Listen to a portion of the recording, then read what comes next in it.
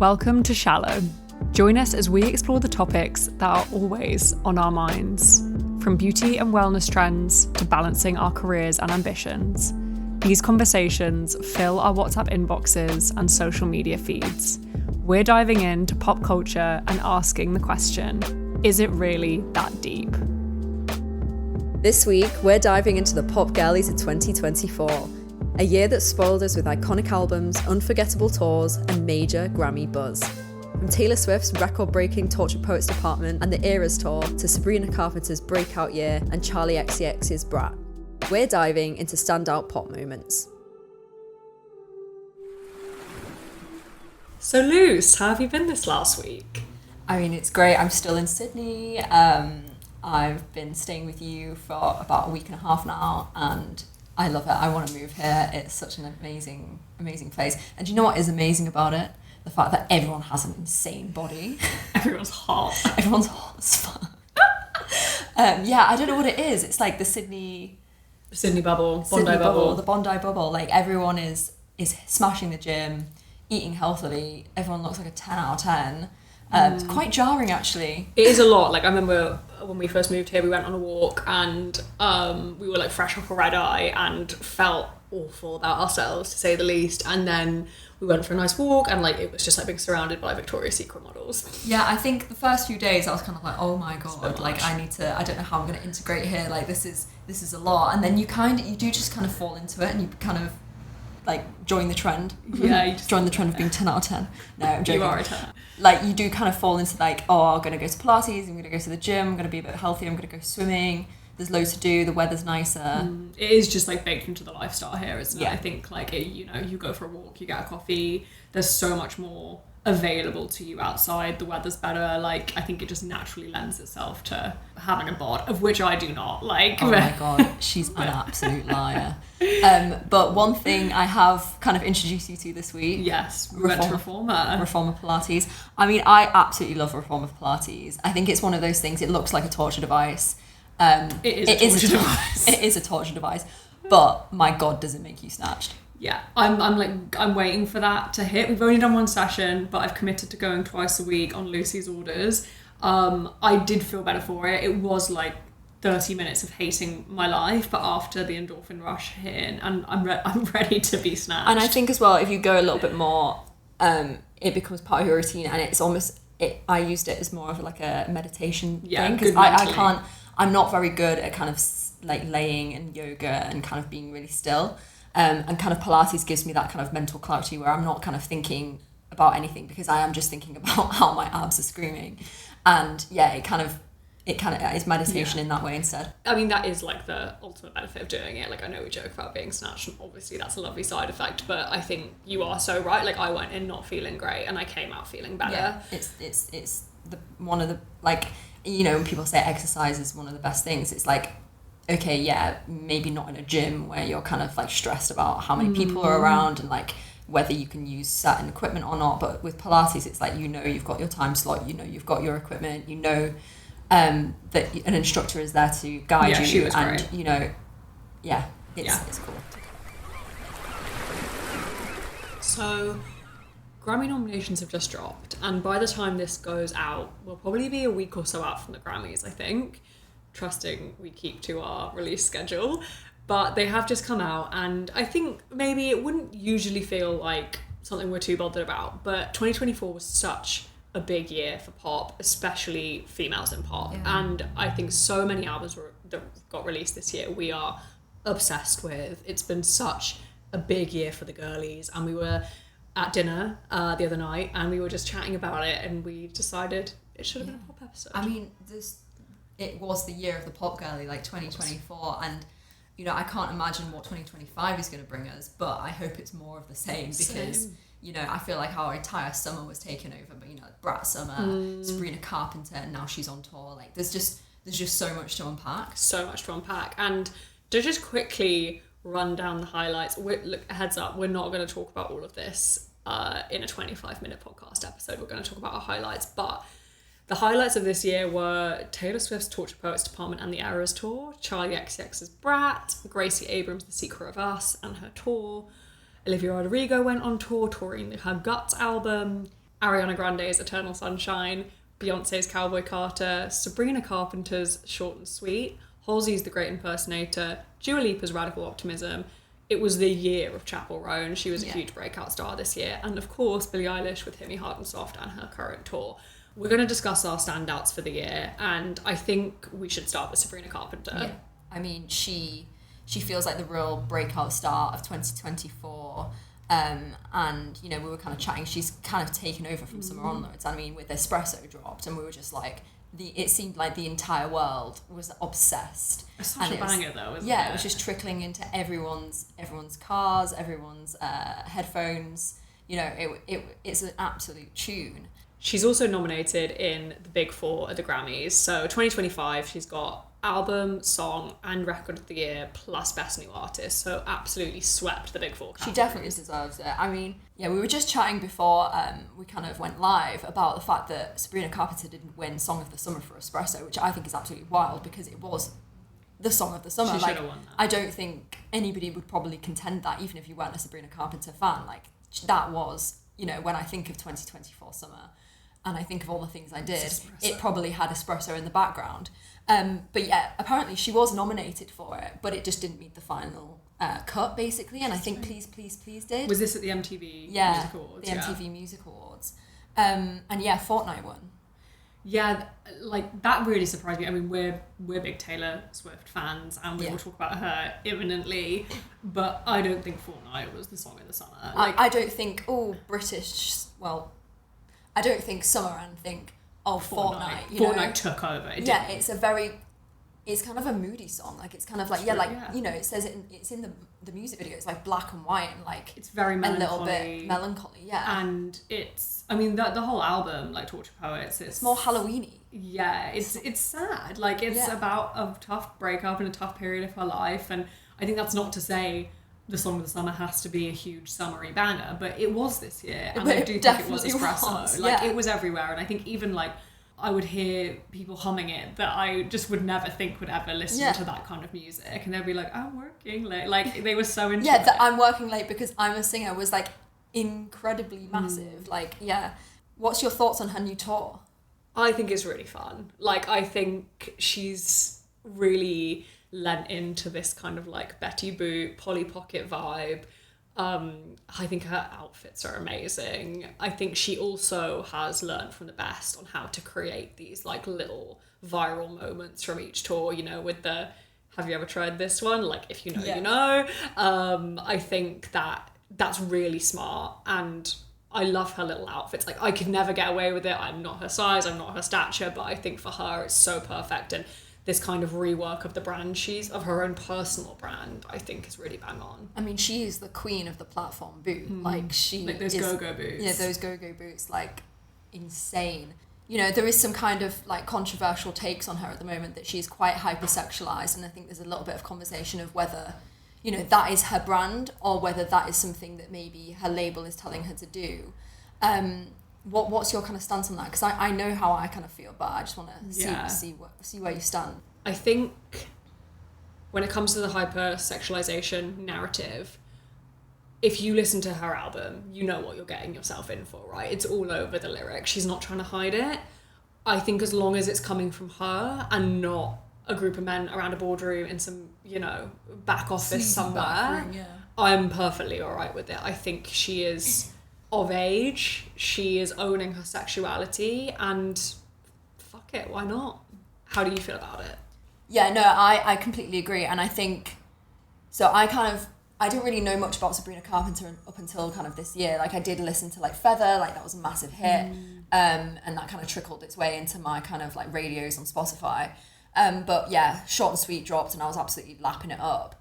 And I didn't really know much about her until I kind of watched her Chicken Shop Date with Amelia Dims.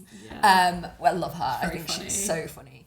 And I don't know what I expected. I think I expected this kind of polished, pop girly, like very Americana personality. But I think what I got was somebody who's quite witty, dry, funny.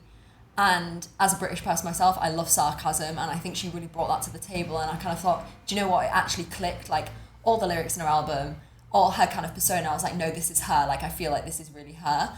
But yeah, I think the thing that people are having an issue with is the very famous Juno moment. Have you ever tried this one? Which I think is genius. I love it. I mean, some of the positions aren't very creative, but you know. I mean, some of them I'm like, did she do one? Like, but I guess I think she's probably too. I don't know. I don't want to put words in her mouth, but maybe she's conscious of like the kids and the audience. I don't know, but I think that's what I mean when I say that she's creating these mini viral moments that she is aware are going to get spread around on social media, and it brings eyeballs to her, and it's kind of that school of Taylor Swift that we're talking about. Obviously, she opened for her on the Eras tour. We'll talk about that in a minute. But I think that she knows what the audience is going to like lap up, and that's such a funny, clever moment. And I think it also really feeds into the album, because you only have to listen to the album to know what you're getting in for. Like, you know, the lyrics are smart, they're sexy, she's very witty. Like, you can't turn on that album and probably not think she's going to do a reverse cowgirl on stage. I mean, the VMAs performance, she was absolutely necking that alien. Off, like, yeah. I fucking was so here for that. I was like, yes, neck off that alien. I love it. But I think she understands the assignment for me. Like, she gets it. She knew that with her VMAs performance, she was like harking back to other iconic moments. She knows when she's stepping out on tour, she has to create this level of intrigue, because all of these shows, they're going on TikTok every day. You probably know what the set list is, you know what you're getting in for, but maybe you don't know what colour outfit she's going to wear, or you don't know what sex positions she's going to do, and I think that's really clever. I think it's so interesting, isn't it, how we've got these girls in pop, and these women in pop at the moment who are creating these insane performances. And like, I'm kind of asking the question of like, is this because they are female as well? Because I'm not seeing the same like output from any male artists at the moment. I know Benson Boone's on the scene at the moment, and I think he's a big hype with all the kind of young teens and like. I'm so unbothered by Benson Boone. Yeah, he's kind of hot, but like he's kind of like, he's a bit cringe. He's like, oh, he's just like stepped off the stage of Stranger Things or something, you know, like mixed with a little bit of like 70s rock, but.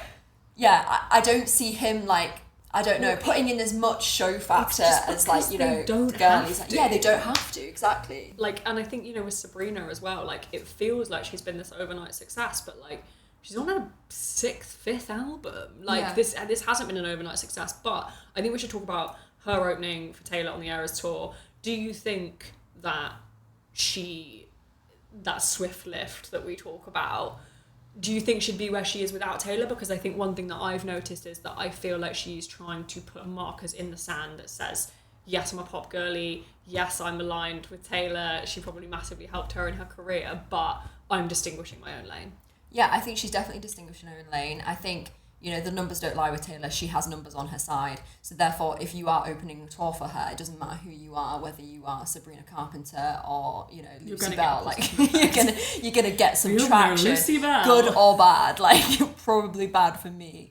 But like, there is going to be some sort of like output there. Like, well, Maisie got ripped apart for it. Yeah, exactly. And like that for me, I felt that was really sad. I really like Maisie Peters, and I thought that was really unfair. You know, she's really young as well, and I think, you know, people mean on the internet. People just come for you, and she really didn't deserve that. And she's actually a really good singer. And, you know, I've seen her live, and she was great. She has so much energy.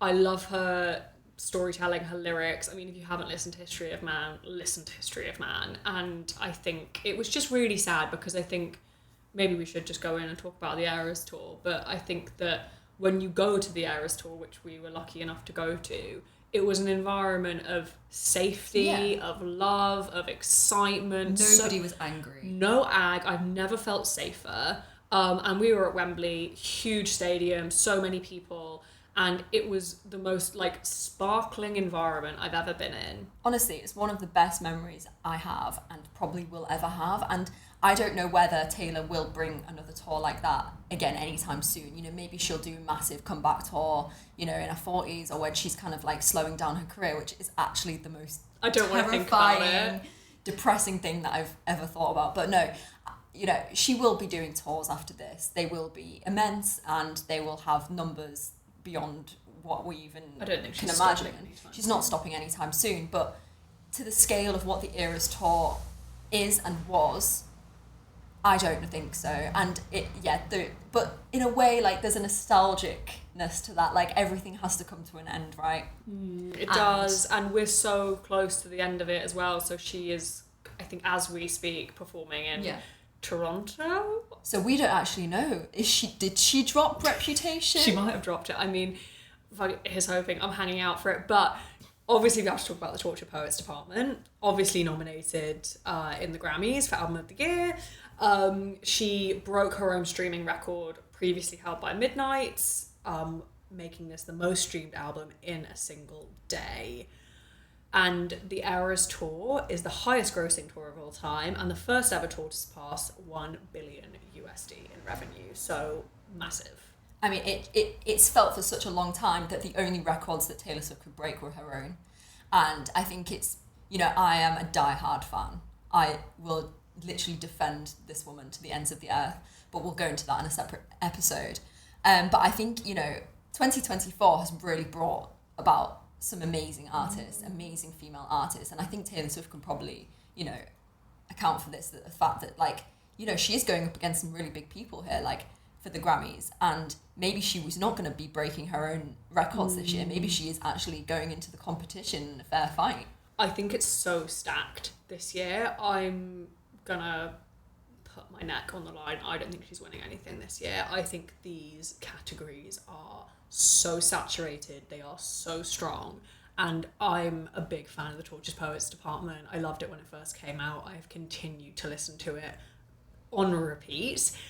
That being said, when I look at who she's up against, Chappell, Charli, Beyonce, like, these are huge, culturally significant albums. I'm not sure she's got any of them in the bag. Do you think she's gonna win? No, I think she's got some real contenders this year. I don't think it's going to be, I feel like Midnight's was a very clear-cut win. But for Tortured Poets, no, I understand it. It's a highly saturated album. It's got 31 songs in its anthology. That is a lot for people to digest. It's very heavy on the Taylor Swift lore. I absolutely lap it up. I would have 41 songs, 51 songs, 61 songs, give me them all. But maybe for the average listener, it could be a little bit harder for them to kind of have that as their album of the year.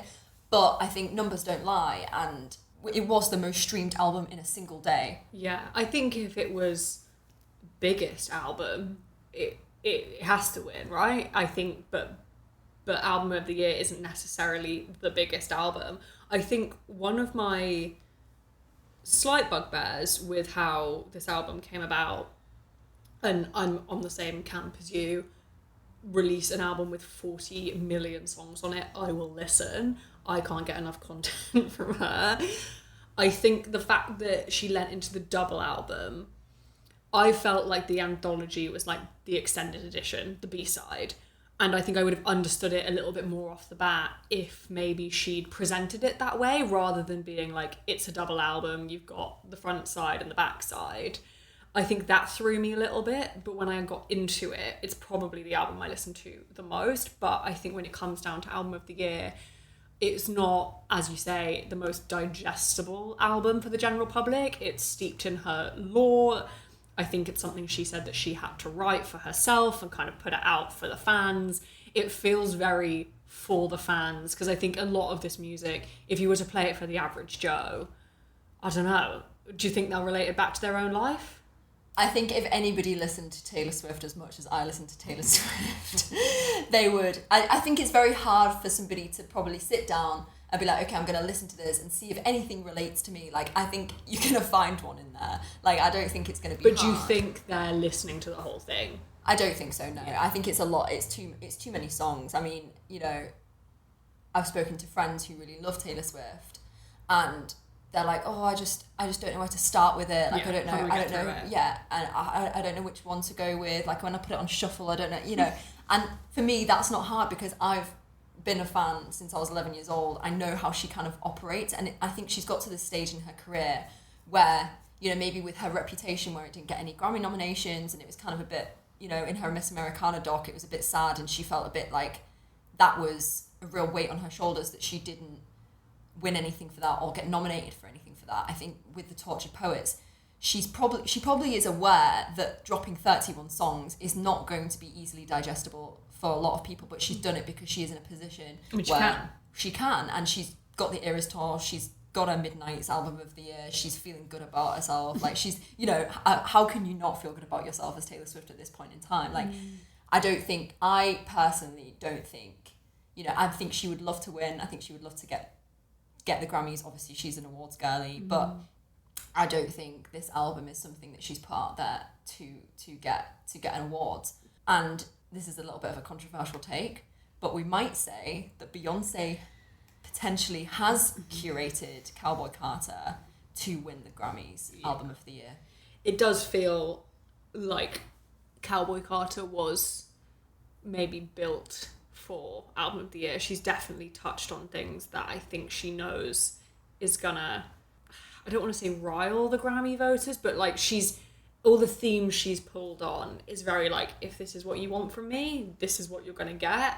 Looking them in the eye, like, are you still not gonna give me this award?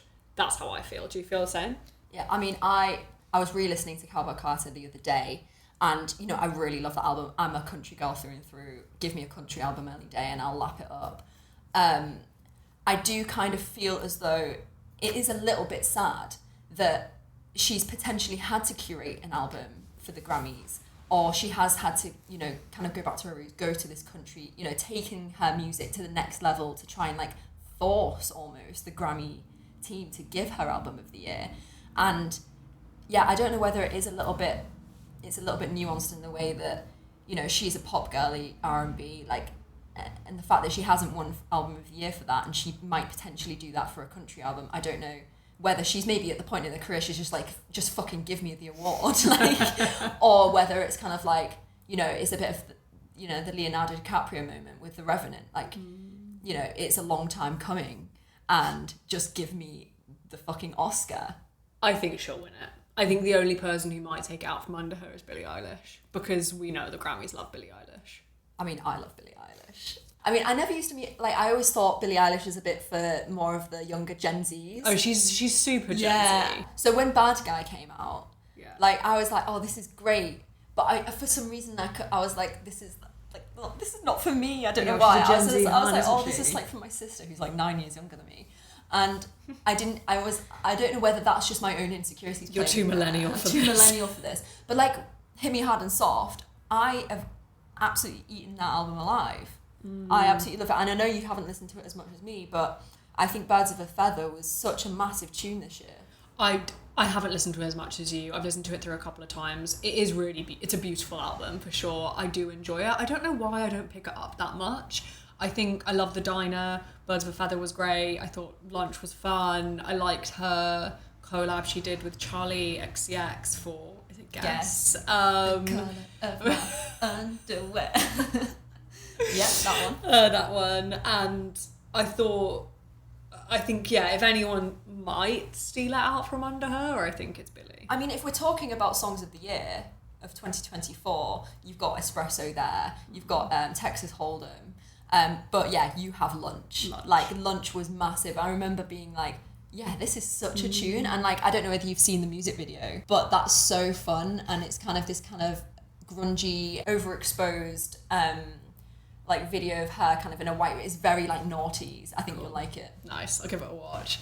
We mentioned Charli, so let's go to Charli. Yeah. Did you listen to BRAT? Did you have a BRAT summer? Of course I listened to BRAT. Do you know what? I didn't have a BRAT summer because I was working like a dog, but I'm in Sydney and it's basically summer now. So yeah, I'm going to have my BRAT summer here. How about that? I think you're having one, and I think I'm so here for it. And this album surpassed 1 billion streams on Spotify, and it's received 7 Grammy nominations. And I don't think you can deny the cultural impact of this album. I feel like she owned a season, she owned a dance, she owned a shade of green. She literally owned TikTok. Like, she was TikTok. Like, that apple dance was everywhere. Yeah. Did you do the apple dance? No. No, I think it's this like thing, we're so we're always fighting with our kind of like half Gen Z, half millennial side, where we're like, you know, Daisy Edgar Jones did the BRAT dance, and I was like, yes, she looks so good doing that, and I couldn't bring myself to do it. I can't. No, I'm not a TikTok dance girly. I've never been coordinated. Like, when I was in school, and we'd have to do dance class, I would dread that moment because I'm so uncoordinated. If somebody tells me to go left, I will go right. Same. So like I'm gonna look like a giraffe on camera. Like it's just not gonna happen. You never know. Play your cards right, we might do it. But yeah, like the kind of fan engagement that she's had, you know, I think that's obviously played into her getting these 7 nominations. But also the fact that it's a really amazing album, and she brought out, what was the second drop called? So it's called BRAT, and it's completely different, but also still BRAT, where basically she remixed and had a feature on every track. And I think one thing that really surprised me about the remix album was actually how different she made the songs. I thought it was going to be just a feature or just kind of a light rework, but I thought the way she morphed them into something quite new was actually really interesting. She was like, you like the album, right? Well, here it is, but different. Like, that's literally what she's done. She's riding that wave, and as she should, because, you know, it was such a culturally impactful album. I think that's also what makes her, obviously the album is great, but how much cultural impact this album has is what makes her a really serious contender for these categories, because the marketing campaign was pretty much flawless. It was everywhere, that you can't look at that lime green without now thinking BRAT. And I think the way she just morphed those songs into something new is something that I think the Grammys will really glom onto. Yeah, and do you know what I think is really interesting as well? We've talked about so many people in this episode, and every single one we've been like, oh, they kind of had bad press in this way. So like Taylor Swift was probably dragged through the ringer in some way, because she always is, about what she wears or how she presents herself. You know, Sabrina Carpenter, oh, is she being too sexualised? You know, but I haven't actually really heard anything about Charli XCX. I think she's really nailed down the whole like kind of publicity thing, and being able to be in the limelight, but then also being able to like take a step back and just let it run and let it do its thing. Like, as in she's gone up, but she hasn't come back down. Yeah, she's gone up, but she hasn't come back down. Nobody's trying to drag her down anyway. Everyone's like, yeah, she's doing fucking great up there. Like, you know, I mean, we'll talk about this in a second, but, you know, we've got to mention Chappell Rowan, and that was one of the biggest albums this year. The rise and fall of a Midwest princess. And yeah, there's been a few markers that, you know, have been in the press, and you know, maybe she's not dealing with the fame and the popularity as much. But with Charli, I mean, you know, maybe it's because she's been in the game for so long. Like she's well seasoned, and it's only now that she is becoming more of a household name. Yeah, she's not a new artist. I think I was listening to her interview with Zane Lowe that she did. I would really recommend it if you're a fan of Charli XCX. I think it's a really good conversation.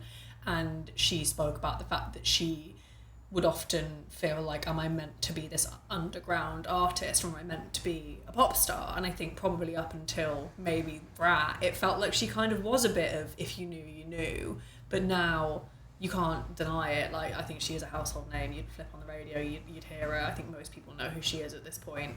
And I think she really deserves it. And I'm glad that she's not being dragged, because it's hard up there to be a girl. So we've touched on some of the biggest artists of 2024. We've got Taylor, Sabrina, Beyonce, Charli.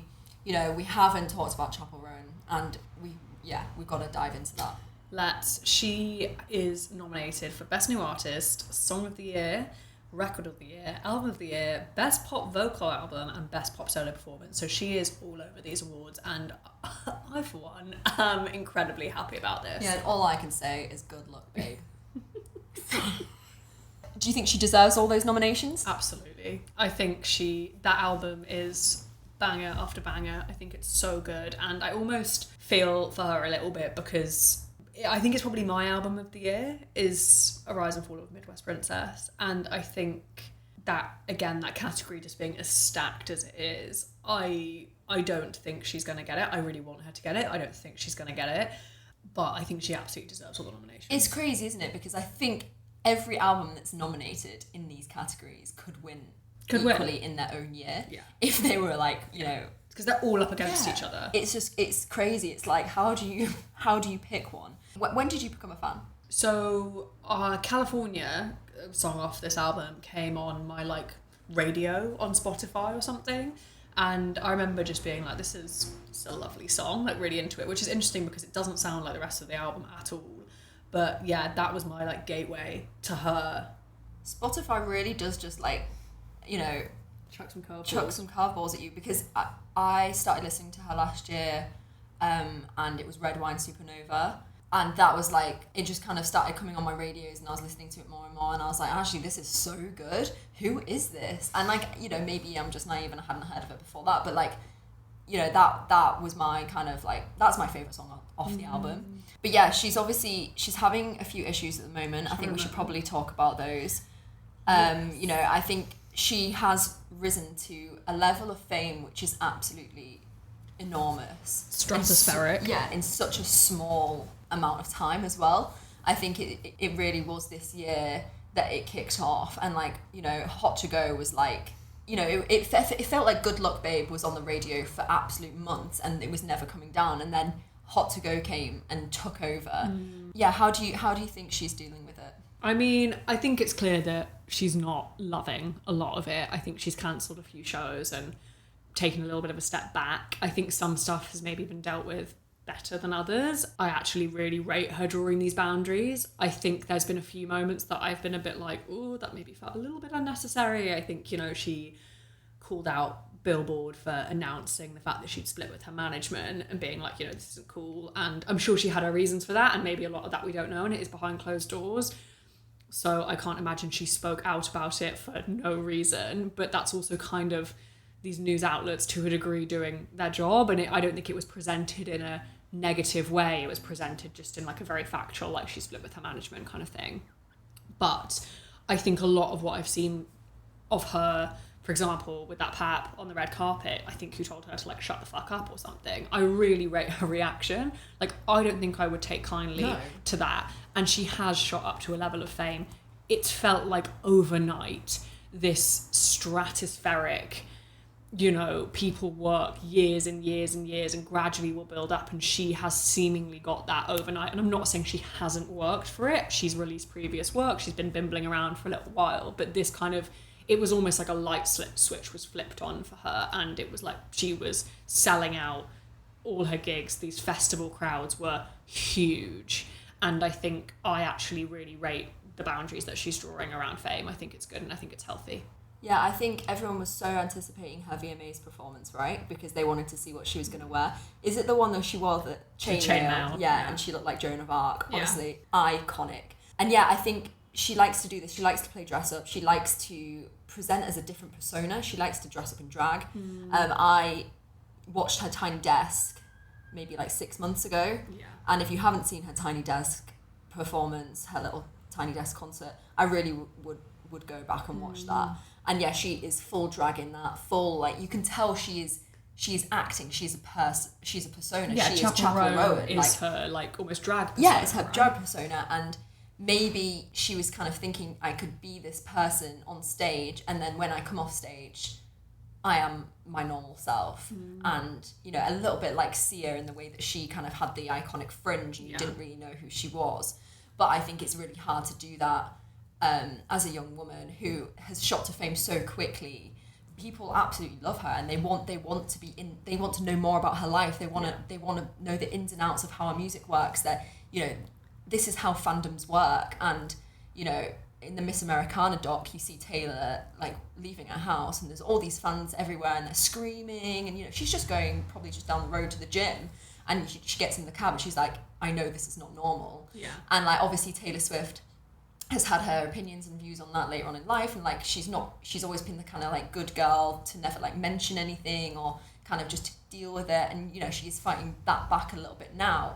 But I feel like Chappell is really, she's doing it from the get-go. She's like, no, you can't come and just hug me in the street. You can't just expect me to you know, deal with the fact that you're going to like run yourself at me if I don't have a bodyguard right next to me. Like, it's and that's fair enough. Yeah, because I think also there's an element to like, we're used to women kind of being, maybe compliant or smiley or, don't worry about it. And I think she's just like, no, like, I'm a person. I'm not like a commodity for you to just grab onto whenever you so choose. And it's a difficult one, right? Because like, when you're in the public eye as a singer, as an actor, you know, people are fans of you, they're coming to their shows. There's that transactional money changing hands.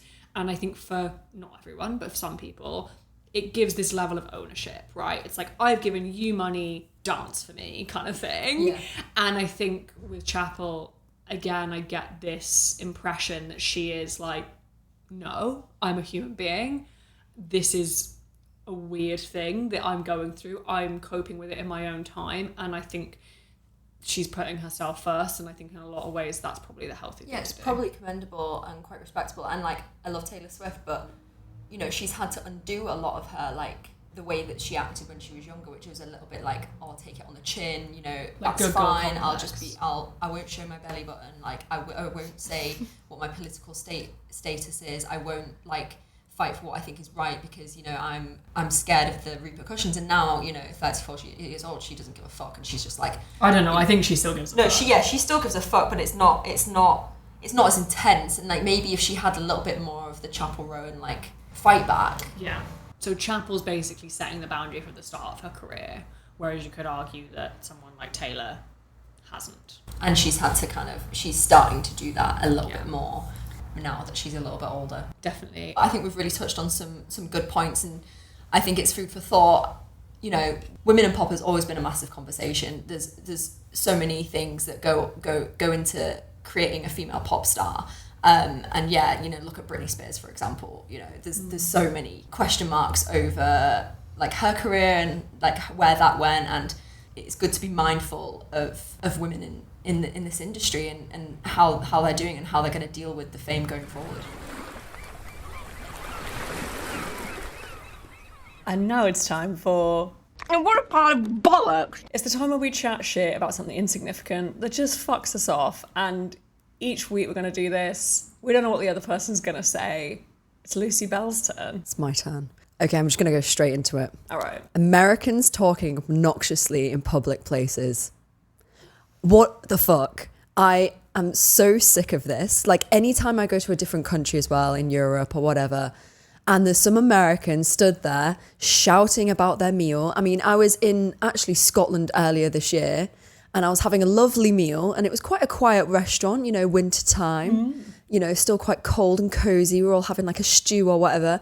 And there was these two Americans, and they were sat there like, oh my God, I think that everyone must think we're so annoying. And I was like looking at them like, yeah, everyone thinks you're really annoying.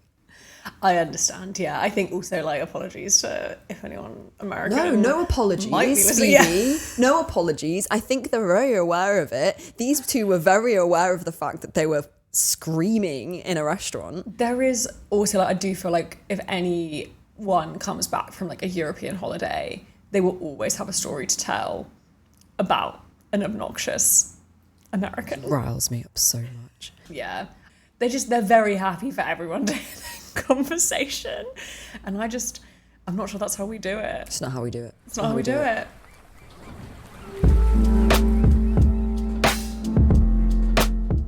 Thanks so much for listening to Shallow.